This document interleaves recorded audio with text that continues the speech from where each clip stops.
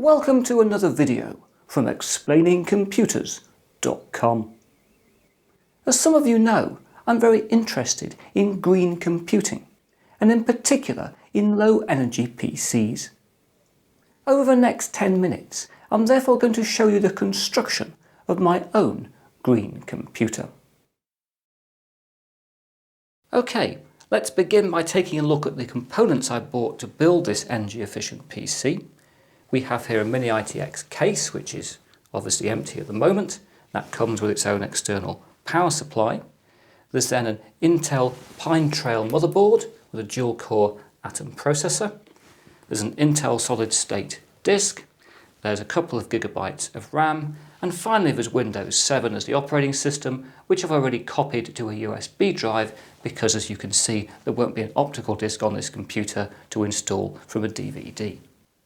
All of these have been bought from Mini-ITX.com, which is a great place not just to get your components, but also to find out what you can do with this type of technology. Returning to our own build today, let's get out the motherboard. This is our Intel Pine Trail board with its dual-core Atom processor. And take it out of the anti-static bag, being careful there. And we'll have in here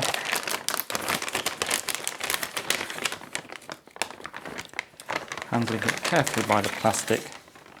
There's the board to make our computer with.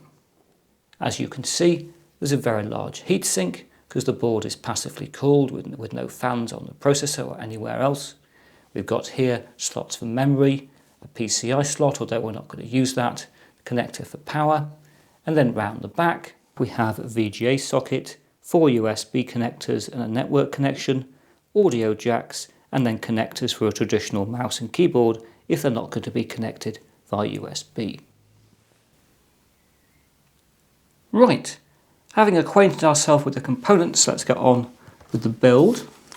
First thing we need to do is to remove this front panel, and then we need to take out the screws in the side of the case, like this.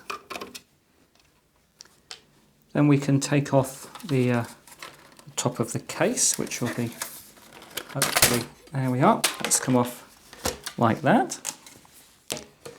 Next we need to take out this mount for the hard disk so we can get inside.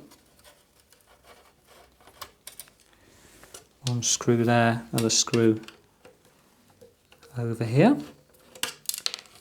We can then lift this out and then we can fit in the screen that allows us to have all the back connectors, which should go in under there. These are always a real pain to fit. This is one of the worst things I always think in any build, getting this screen in. And it's now time to put on some anti-static protection. I've got a wrist strap on there. Attach that to the case to give me a little bit of grounding. There's not a lot of grounding on these, but there's a bit. And I can now think about installing the motherboard. If I can get all these wires out of the way. It's always difficult working in a very small case. I can now take the motherboard. There we are. And the second worst bit of a job like this is getting the board to go through the back under the screen. So we'll just try that like that. As you see, it is a very tight fit to get it in there. In fact, it's a horribly tight fit. There we are, but that's it. We're in there. And now all I need to do is to take the screws and screw in the motherboard. Always tricky just to get them started off. Once they're in, they're okay. Just put it down gently first. This screw, as you can see, has the added joy having to go through a grounding wire. That's very important to have in place to stop the board not being statically grounded. Okay, the last screw, once we've got the last screw in, just make sure all of them are nice and tight, finish them off. There we are. That's good. And now it's time to deal with all these wires and fitting things like memory. So first of all, we'll fit the power connector, which goes in like this. And there we are. We then need to fit all the connections to the front panel, so things like, for example, the power switch is to go down here. This is when it gets rather fiddly, but there's the power switch. Next we'll fit front USB connector and the front panel audio connectors. Quite a lot of knitting in a PC like this one. Next we'll fit the memory. It should be straightforward, but you never know. These things should click, and that's in. There we are, that's good. That's one. And we want another one for 2 GB of memory. That's obviously two slots here. There's the second chip. If we can just get that in.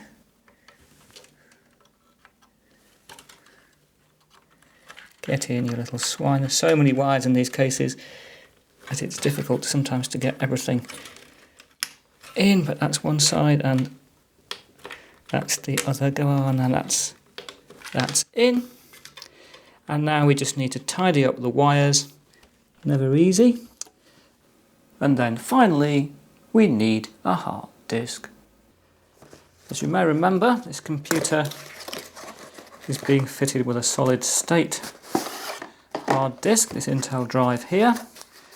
We therefore need to unbox, take it out, all in static wrap as everything else is. Oh, even a little sticker, look, my SSD rocks it says, and various other little drivers and things in there. Need to take this drive and get it out. It's a very good little bag. Here's the Intel SSD. And bring it nice and careful. And this now needs to be mounted. So we'll first of all connect on a SATA power connector. I'm pre-connecting these for reasons you'll see in a second. The space in this machine gets very, very tight. We've now got this bracket that the hard disk needs to attach to, which we then screw it into. There we are. With all the screws in, we then need to connect the disk's SATA connector to the motherboard, like that. And now we can get all the wires under control at some point. This unit should slot into a little slot at the top there. It does. Drop in there. The wiring, you can see why I put it in first. It would have been very difficult to put in later on. But that is actually going to drop back in place. And if I can find the right screws, put that back in. Start to put that in there. Put in the final screws. Then just checking the wiring is neat.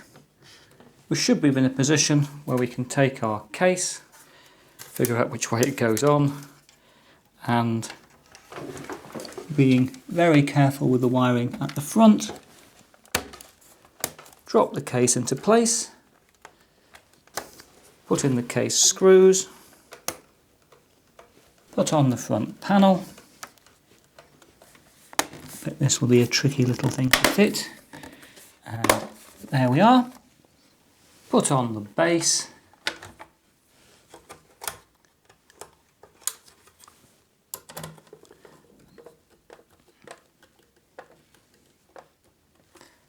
and you have a finished computer.